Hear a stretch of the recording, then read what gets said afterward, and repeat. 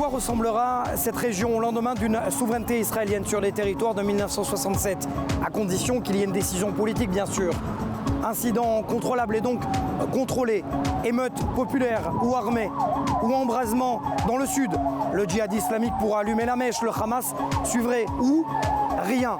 Cela dit, peu probable, car selon tous les experts militaires israéliens, une telle décision israélienne ne pourrait pas rester sans réponse du côté palestinien. D'ailleurs, les menaces se suivent et s'enchaînent du côté des leaders palestiniens, du Hamas et jordaniens. C'est cette semaine que les militaires israéliens et le Shabak vont étudier tous les scénarios sécuritaires.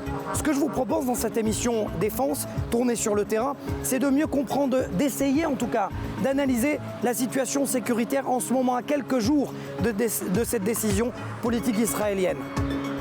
Avant de retrouver Océane, Nicole à l'intérieur de Maal Adoumim, mais j'avais presque oublié. Vous voyez derrière moi, c'est le village d'Azaria, un peu plus loin à Boudis. À Boudis, c'est exactement ce que les Américains veulent créer de toutes pièces finalement la future capitale de l'État palestinien. Allez, je vais retrouver Océane et on en parle juste après.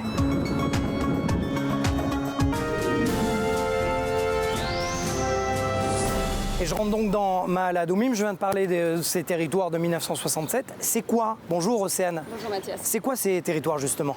Alors ce sont les territoires qu'a gagné Israël le 10 juin 1967, justement à la fin de la guerre des 6 jours. On le sait, un conflit qui a donc opposé Israël au Liban, à la Syrie, à la Jordanie, à l'Égypte, mais également à l'Irak. Et à la fin de cette guerre, eh bien, Israël a gagné plusieurs territoires. Le Sinaï tout d'abord, la bande de Gaza, le plateau du Golan, une partie de la Cisjordanie, et également la partie est de Jérusalem, Jérusalem qui est donc redevenue unie et indivisible. Alors qu'en est-il aujourd'hui, Mathias, un demi-siècle plus tard? Alors dans le Sinaï et dans la bande de Gaza, Israël s'est depuis retiré, respectivement en 1982 dans le Sinaï et en 2005 dans la bande de Gaza. Le Sinaï maintenant est aux mains des autorités égyptiennes et la bande de Gaza est aux mains du Hamas. Et concernant la Cisjordanie, eh bien la Cisjordanie est régie par une loi militaire. C'est donc une zone qui n'est pas souveraine et qui n'est pas régie par le gouvernement israélien, mais par une loi militaire et donc par le ministère de la Défense. Et si jamais il y a une souveraineté,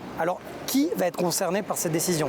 Alors selon le plan de paix de Donald Trump qui a donc été délivré il y a quelques mois, eh bien c'est justement la Cisjordanie, ce que les Israéliens nomment la Judée-Samarie, qui est concernée par cette souveraineté israélienne. La Cisjordanie, c'est 6000 km². À l'intérieur cohabitent, vivent 400 000 Israéliens contre 2 500 000 Palestiniens. Et justement, dans le plan de paix de Donald Trump, eh bien, la souveraineté israélienne s'appliquerait à juste uniquement aux implantations juives de Cisjordanie, qui représentent 30% de cette partie, donc de la Judée-Samarie. On ne sait pas encore trop ce que le gouvernement va décider. On peut imaginer plusieurs options. La première, c'est mettre en application tout simplement le plan de paix et donc appliquer la souveraineté israélienne sur ces 30% de parties de la Cisjordanie, donc à toutes les implantations juives, parce qu'on le sait, la Cisjordanie, il y a aussi certaines parties qui sont contrôlées par Ramallah, ce que l'on appelle la zone A, par exemple Ramallah, Naplouse, Jenin ou encore Bethléem. Il y a aussi l'autre option, la deuxième, qui est donc envisagée par Israël, c'est tout simplement imposer la souveraineté uniquement sur les grands blocs d'implantation. Dont Maal Adoumim, dont Maal Adoumim, tout à fait Mathias, également Ariel et le Gush Etzion. Et enfin, la troisième et dernière option qui peut être envisagée par le gouvernement israélien, eh bien, c'est d'appliquer uniquement la souveraineté sur 10% de ces implantations juives. Ça concerne les petites implantations juives de Cisjordanie. Et là, c'est par exemple Bethel ou encore Ofra. Et qu'en est-il des 20% restantes? Eh bien là, Israël tendra une main aux Palestiniens en vue d'un retour aux négociations. Merci, je vous retrouve à la fin de cette émission. Merci Océane. Justement, vous avez préparé un état des lieux sécuritaire et militaire. Qui sont les forces en présence actuellement? Regardez ce sujet, on en parle juste après avec nos invités. Avec ses près de 6000 km², la Cisjordanie, ou ce que les Israéliens nomment la Judée-Samarie, abrite près de 400 000 Israéliens. Depuis 1967 et la guerre des 6 jours, la loi militaire est appliquée dans cette région. Sur le terrain donc, c'est le ministère de la Défense qui est souverain et qui gère notamment les permis de construction. À l'heure actuelle, afin d'assurer la sécurité, 13 bataillons de Tsahal sont déployés, soit environ plus de 5000 soldats. Un nombre qui pourrait considérablement augmenter si la souveraineté israélienne est décidée et appliquée par Jérusalem. Du maintien du statu quo à une vague de terrorisme ou encore à des attaques individuelles et à une troisième intifada, aucune option n'a été écartée par l'armée israélienne qui se prépare plus que jamais sur le terrain. Près de 40 bataillons pourraient être déployés en plus, soit près de 18 000 soldats supplémentaires.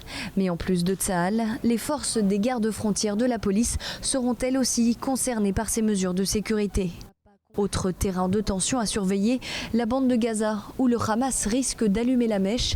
Tirs de roquettes, infiltrations terroristes ou encore ballons explosifs lancés dans le sud du pays. En fonction de l'intensité des événements, les autorités israéliennes décideront précisément du nombre de bataillons à envoyer dans les territoires et dans le sud du pays face à la bande de Gaza. Dernier théâtre potentiel de conflit, le nord du pays. Mais le Hezbollah, face à une crise politique et sociale au Liban et un bourbier syrien, pourrait ne pas réagir, à moins que l'Iran ne le décide autrement. Mes deux premiers invités, Yitzhak Jerry Gershon, général de réserve de l'armée israélienne. Vous étiez commandant de la division, ce qu'on appelle Judée-Samarie, dans toute cette région, il y a quelques années. Et David Racham, vous êtes colonel de réserve de l'armée israélienne. Vous étiez administrateur militaire à Gaza. C'était dans 1987, à la veille de la première intifada. Yitzhak Jerry Gershon, je vais rentrer directement dans le débat. On ne va pas se leurrer. Vous êtes pour la souveraineté israélienne. Pourquoi ? Ce plan change les règles du jeu. Il vient rectifier une vision du monde erronée. Il reconnaît pour la première fois le narratif de l'État d'Israël. Il reconnaît notre droit sur cette terre. Il prend en compte la réalité existante sur le terrain. Il assure les intérêts nationaux et sécuritaires d'Israël. Si vous voulez parvenir à la paix et à la stabilité au Moyen-Orient, vous devez prendre en considération les intérêts nationaux et sécuritaires de l'État d'Israël. Abandonner le contrôle de la vallée du Jourdain à un autre acteur régional aurait pour conséquence davantage de guerre, des problèmes encore plus importants et une réalité plus difficile, non seulement pour les Israéliens et les Palestiniens, mais pour l'ensemble de la région. Permettez-moi de réagir aux propos du général Gershon. Du point de vue national et sécuritaire israélien, le postulat du général de réserve Gershon n'est tout à fait acceptable. Toutefois, il convient ici de faire une petite remarque. Si ce processus est déclenché, une ligne rouge aura été franchie pour l'autorité palestinienne. Hier seulement, j'entendais Hussein Al-Sheikh, le chef de l'autorité générale des affaires civiles au sein de l'autorité palestinienne, dire que si Israël procédait à l'annexion de territoires comme la vallée du Jourdain ou des implantations, même de la façon la plus réduite possible, eh bien cela conduirait à l'effondrement de l'autorité palestinienne.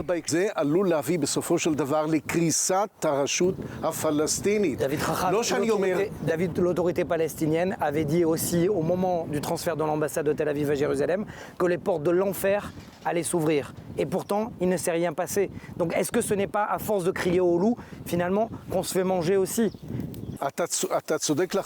Vous avez tout à fait raison sur ce sujet. Je parle ici d'un scénario possible.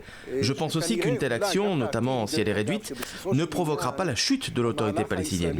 Parce qu'en fin de compte, l'autorité palestinienne a été créée pour gérer les affaires courantes des Palestiniens, accomplir leurs aspirations nationales jusqu'à la constitution à terme d'un État palestinien. Je ne pense donc pas que cette autorité soit menacée d'effondrement. Ceci étant, on ne peut pas ignorer le fait que cela pourrait déclencher une nouvelle dynamique qui engendrerait par la suite cet état de fait que nous ne voulons pas. Mais qu'est-ce que vous voyez de plus que les autres ne voient pas, Général Gershon ? Je dois dire que c'est la première fois qu'Israël place ses intérêts nationaux et sécuritaires au sommet de ses priorités. C'est la première fois que nous nous trouvions en mesure de garantir la stabilité et la sécurité de la région tout entière. À cet égard, je considère que cette démarche est bénéfique pour les Palestiniens aussi. Du côté israélien, assurer notre sécurité sur le long terme nous oblige à prendre quelques risques sur le court terme. Il existe quelques risques, certes, car ce n'est pas une chose si simple. Je n'ai pas prétendu que la situation n'était pas complexe. Cependant, et je dis cela en connaissance du terrain et des différents responsables palestiniens, l'autorité palestinienne s'est déjà effondrée pendant la seconde intifada. Elle n'était pas du tout opérationnelle durant cette période. Et le monde ne s'est pas pour autant effondré. Certes, nous avons dû assurer quelques responsabilités, mais d'une façon partielle. Ce que nous avons obtenu des accords de paix sur la base de la vieille vision du monde, c'est une seconde intifada qui a fait plus de 1000 morts côté israélien, militaires et civils confondus, ainsi qu'un pouvoir terroriste dans la bande de Gaza. Nous ne pouvons en aucun cas nous permettre de laisser s'installer un pouvoir gazaoui, puissance 5 en Judée-Samarie. Un abandon de notre contrôle sur la vallée du Jourdain aurait des conséquences dramatiques pour Israël, lequel se retrouverait alors à la merci de millions de Palestiniens qui pourraient nous faire vivre l'enfer. Regardons ce qui est arrivé aux habitants des localités israéliennes limitrophes à la bande de Gaza. Ils voudraient pouvoir construire et vivre en sécurité. Au lieu de cela, tous les 2 jours, ils reçoivent sur la tête une roquette ou un obus de mortier. Nous ne pouvons accepter une menace similaire en provenance de la Judée-Samarie. De plus, nous vivons dans un monde chaotique et le lendemain au Moyen-Orient est complètement imprévisible. Même nos appareils de renseignement n'ont pas vu venir le printemps arabe et encore moins ce qui se passe en Syrie aujourd'hui. Ils ont tous cru qu'Assad en avait pour 6 mois au pouvoir. Or, nous voyons bien qu'il parvient à résister même 6 ans plus tard. Il continue à massacrer son peuple et des réfugiés syriens déferlent sur le monde entier. Nous sommes donc incapables de prévoir l'avenir au Moyen-Orient. Par conséquent, nous devons en premier lieu garantir les intérêts nationaux et sécuritaires de l'État d'Israël. C'est dans cet esprit que nous devons nous maintenir dans la vallée du Jourdain et dans le sens le plus large du terme. Je ne suis d'ailleurs pas le premier à dire cela. Ben Gurion l'a dit en son temps, de même qu'Yigal Allon, ainsi qu'Yitzhak Rabin, qui a déclaré le 5 octobre 1995, après la signature des accords d'Oslo, que ni la vallée du Jourdain, ni les blocs d'implantation n'étaient sujets à négociation. Et la Judée-Samarie et la Cisjordanie. Yosh. Je voudrais réagir à ce que vient de dire le général Gershon. Je ne donnerai pas ici mon avis personnel au sujet de l'extension de la souveraineté israélienne sur la Judée-Samarie. Je dirais simplement qu'il est indispensable de mesurer les conséquences négatives d'une telle démarche, tant sur le plan politique que sur celui de nos relations avec l'autorité palestinienne. Sur le plan politique, cela provoquera une détérioration importante de nos relations avec le royaume hachémite de Jordanie. Nous avons d'ailleurs suivi avec inquiétude cette visite du ministre des Affaires étrangères jordanien à Ramallah et sa rencontre avec le président Mahmoud Abbas. Il ne faut pas sous-estimer cette question. Et puis, qu'en serait-il une fois la décision israélienne prise ? Je ne suis pas en train de dire qu'il faudra s'attendre à une nouvelle intifada, mais je n'ai aucun doute que nous assisterons à une multiplication des actes hostiles à Israël sur le terrain, tels que les jets de pierre, les attaques contre les points de passage, voire même des attentats et des coups de feu aussi bien contre des militaires que contre des habitants des implantations. Sans parler bien entendu du fait qu'une telle démarche portera atteinte aux tentatives israéliennes de ces dernières années de normalisation avec des États arabes de la région.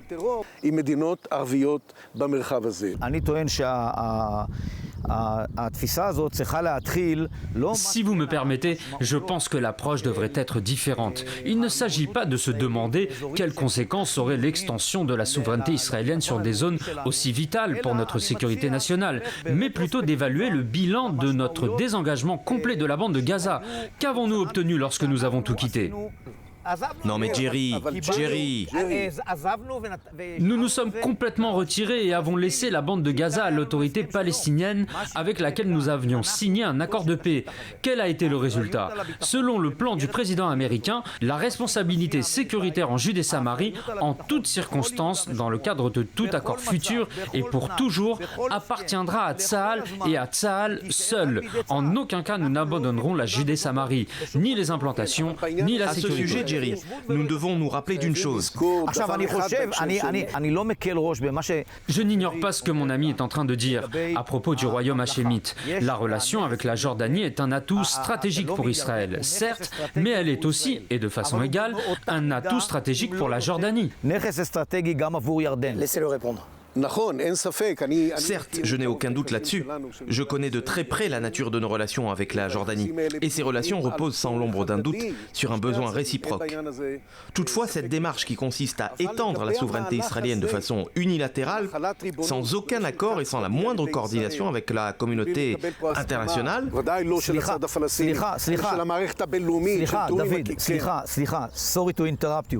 Pardon, je m'excuse de vous interrompre.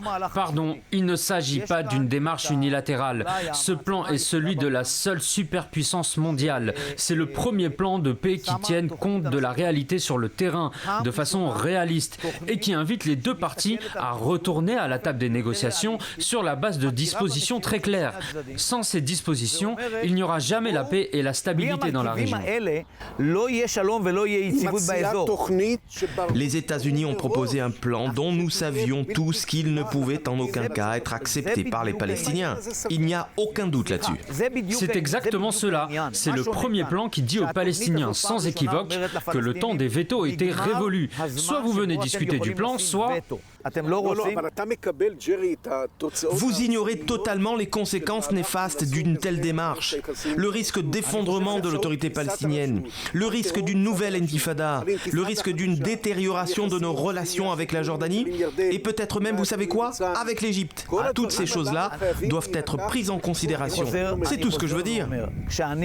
Lorsque j'écoute ce que vous dites et lorsque je réfléchis à ce plan, je pense avant toute chose à mon petit-fils et mes arrière-petits-enfants. Et je me demande si cela vaut la peine de prendre quelques risques sur le court terme afin d'obtenir en contrepartie une garantie aussi importante sur le long terme. C'est le plan le plus réaliste qui soit. Il reconnaît aussi bien notre histoire que nos impératifs sécuritaires. Ça sera la dernière question et en 15 secondes s'il vous plaît. Vous avez rencontré Ahmed Yassine. Vous avez rencontré Ismaël Haniyeh. Est-ce que les leaders du Hamas sont capables d'accepter Israël dans n'importe quelle configuration qu'elle soit? Je peux vous répondre sans équivoque et de façon catégorique, le Hamas ne reconnaîtra jamais, sous aucune condition qui soit, l'existence de l'État d'Israël. Parce que conformément à son idéologie, le Hamas veut construire ici un État palestinien islamique sur les ruines de l'État d'Israël, du Jourdain jusqu'à la mer Méditerranée, comme ils disent. Et ce comme première étape sur la voie de la rédemption future du califat islamique. Toutefois, et pour être tout à fait honnête avec les faits, il n'y a pas de doute qu'il existe au sein du Hamas un minimum de pragmatisme dans sa perception d'Israël. Et cela s'illustre par tous ces accords de Houdna, de cessez-le-feu, d'accalmie, comme nous l'avons vu à l'issue de chaque campagne militaire israélienne dans la bande de Gaza durant les 12 dernières années. Mais une reconnaissance d'Israël reste une chose absolument impossible du point de vue du Hamas. Et permettez-moi d'ajouter une dernière chose pour revenir à notre sujet. Il faudra s'attendre à une action hostile de la part du Hamas, si cette extension de la souveraineté en Judée-Samarie venait à avoir lieu. Je m'attends par exemple à des incidents à la frontière, à des coups de feu, etc. Parce que le Hamas ne peut laisser la scène libre à l'autorité palestinienne. Il se voit comme faisant partie du consensus palestinien.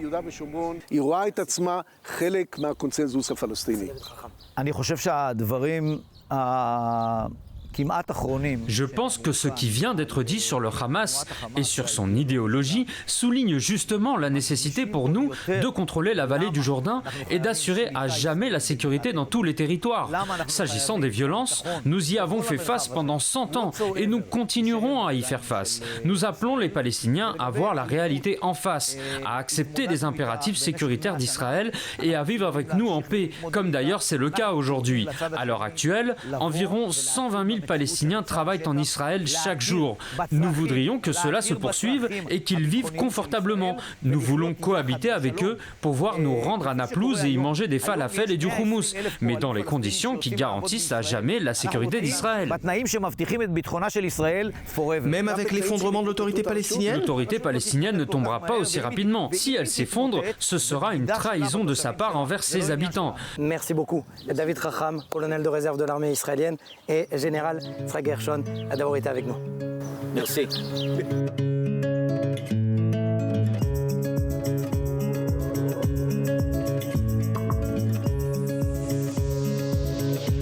Et avant de refermer cette édition, j'aimerais m'entretenir avec vous, Maurice Hirsch. Merci d'être avec nous. Vous êtes procureur militaire, vous étiez procureur militaire, ce qu'on appelle dans les territoires, en Judée-Samarie, Cisjordanie, entre 2013 et 2017. Pourquoi je vous ai demandé de venir aujourd'hui? C'est parce que, alors effectivement, nous sommes derrière tout ce qui est considéré comme les quartiers est de Jérusalem, et surtout parce que vous êtes un spécialiste de la loi militaire. C'est quoi la loi militaire d'abord? La loi militaire en Judée-Samarie a été créée en 1967 quand Israël a décidé de prendre le contrôle de la zone, mais pas de l'annexer spécifiquement ou d'y appliquer sa loi civile. Voilà la décision qui a été prise à l'époque et qui fait que, depuis 1967, la loi militaire nous accompagne et définit tous les aspects de la vie dans ce territoire. C'est une loi en elle-même, mais qui s'applique aussi pour les impôts, le droit pénal. C'est une loi qui définit un large éventail d'aspects de la vie de tous les jours. Mais ça veut dire quoi? Ça veut dire que si demain il y a une souveraineté israélienne sur cette région-là, la loi militaire n'existe plus? Fondamentalement, oui. Une fois que la loi civile israélienne s'appliquera dans cette zone, la loi militaire sera supprimée, car elle n'est là que pour combler un vide en attendant que la loi civile israélienne ne s'applique. C'est le même processus qu'en 1967, quand Israël a imposé sa loi à toute la ville de Jérusalem. C'est ce qui va se passer, c'est le même concept qui fera que ce territoire doit faire partie de l'État d'Israël. Concrètement, si jamais il y a un terroriste, aujourd'hui il y a des tribunaux militaires. C'est là que les terroristes sont jugés s'ils commettent un attentat ici. Cela veut dire que demain, il n'y aura plus de tribunaux militaires pour les terroristes? C'est une question intéressante. Certains terroristes sont déjà assignés devant les tribunaux civils et il n'y a aucune raison pour que ces tribunaux ne puissent pas les juger. L'idée du tribunal militaire faisait partie de la direction militaire de Judée-Samarie qui a mis ces tribunaux en place. C'était les prévisions du droit international et peut-être de la 4e Convention de Genève qui évoque de manière spécifique des tribunaux militaires qui appliquent la loi et rendent la justice dans ces territoires une fois que la loi civile israélienne s'appliquera. À ce moment, ces tribunaux militaires n'existeront plus. Quant au sort des terroristes, c'est une bonne question, parce que l'application de la loi civile israélienne ne concerne pas la Judée-Samarie tout entière, mais certaines zones.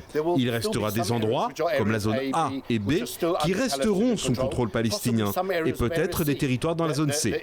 Pour le moment, il reste encore des incertitudes qui ne seront dissipées qu'après un accord final. C'est exactement où nous sommes. Nous sommes en zone C aujourd'hui ici. Exactement. Donc que va-t-il se passer dans cette zone? Est-ce que la loi israélienne va s'appliquer? Ou est-ce que cette zone fera partie du potentiel futur État palestinien? Et est-ce qu'il y en aura un État palestinien? Les Palestiniens doivent remplir les conditions préalables avant tout. Ils doivent cesser leur incitation à la haine, les attentats terroristes, ils doivent réformer leur système scolaire. Voilà les conditions préalables qu'ils doivent respecter pour que nous puissions avancer dans la création d'un État palestinien. Donc d'après le plan, je crois que certains endroits vont rester dans la zone C, sous contrôle israélien, mais ne seront peut-être pas dirigés par la loi civile israélienne. Donc dans ces zones, les tribunaux militaires pourront certainement continuer à être en activité. Maurice Hirsch, qui est le patron ici, dans cette zone-là? C'est le ministère de la Défense ou c'est Israël? C'est qui? Ce sera le gouvernement général de l'État d'Israël, pas seulement le ministère de la Défense. Il faut que la loi israélienne s'applique à tous les secteurs. Ce sera le gouvernement général de l'État d'Israël, pas seulement le ministère de la Défense. Il faut que la loi israélienne s'applique à tous les secteurs. Ce sera exactement comme à Tel Aviv. Mais à Adumim sera à Tel Aviv. Ça ne sera pas le ministère de la Défense qui dirigera tout, et ça ne doit pas se passer comme ça. Il faut que ce soit un processus collectif dans lequel tous les ministères gouvernementaux auront un rôle majeur à jouer. La question, c'est de savoir, c'est qu'aujourd'hui, il y a une loi militaire dans cette région. Peut-être que demain, ça sera une loi israélienne. Est-ce que cette région va être reconnue par la communauté internationale? C'est une bonne question. C'est une chose que la communauté internationale devrait s'efforcer d'atteindre depuis longtemps.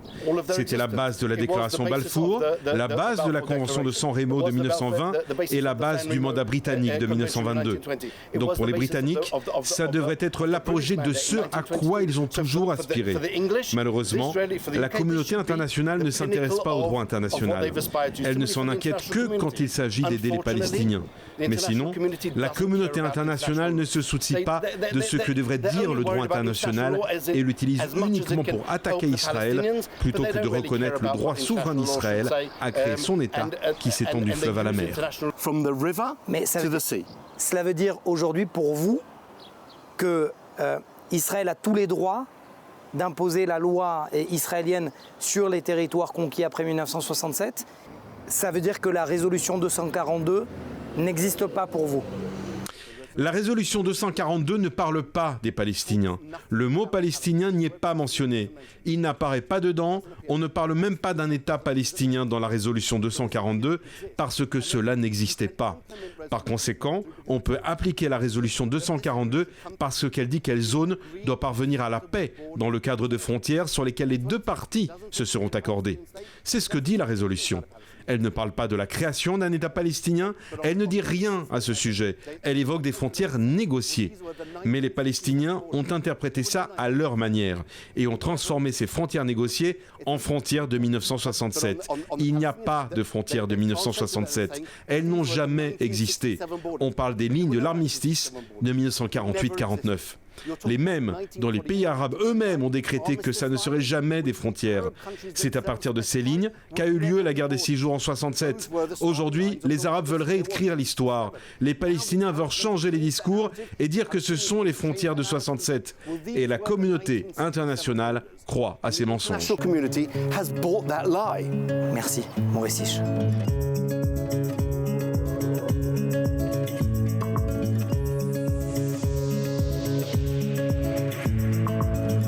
Je me tourne vers vous, Océane Nicole, pour conclure donc cette émission. Qu'est-ce qui va changer concrètement sur le terrain? Concrètement, Mathias, sur le terrain, pas grand-chose, dans le sens où les habitants ici sont israéliens, ils ont la nationalité, ils ont le droit de vote, le système éducatif est le même, mais c'est le côté administratif où là, il va quand même y avoir beaucoup de changements. Par exemple, à Tel Aviv, lorsqu'un habitant veut construire une nouvelle maison, eh bien, il demande l'autorisation à la municipalité, la mairie qui, elle, demande directement au gouvernement israélien. En revanche, ici, à Malé Adoumim, par exemple, lorsqu'un habitant veut construire une nouvelle maison, eh bien, il doit demander l'autorisation aux administrations locales qui, elles, demandent au ministère de la Défense. C'est donc quand même beaucoup plus compliqué. Et si souveraineté il y a, ce sera quand même beaucoup plus simple et beaucoup plus simple donc pour le quotidien de ces habitants ici. Merci, Océane Nicole. Voilà, cette émission est terminée. Vous l'aurez compris. On a, en tout cas, j'espère que vous l'aurez compris, une meilleure situation, une meilleure compréhension du terrain concernant les données sécuritaires. Voilà, c'est la fin de cette émission. Je vous retrouve la semaine prochaine depuis nos studios de Jaffa, Tel Aviv. Bonne semaine à vous sur i24 News.